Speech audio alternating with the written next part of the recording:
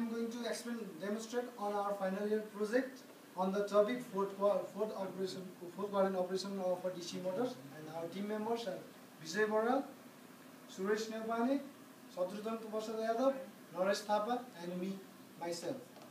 And this is our sample circuit diagram of our final year project.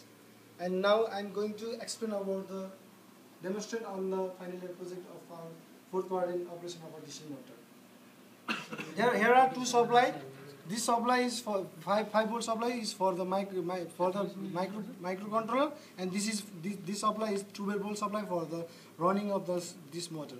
And here are 4 push buttons for the connection of this microcontroller, and here are 4 indicators for the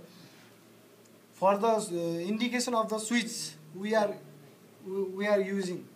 And now this is when we push the first push button, it rotates on a forward motoring mode.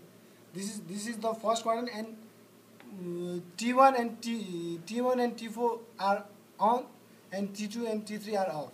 And when we put the second button and it stops, which is called forward braking mode. This is what we call a forward braking mode.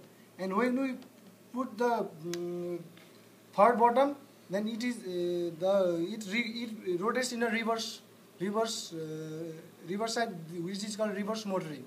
And when we T2 for the reverse motoring, T2 and T3 are on, and T1 and T4 are set off.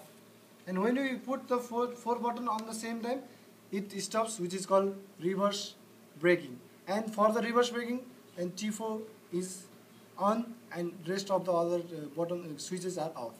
This is what you call the fourth operation of DC motors. And thank you for your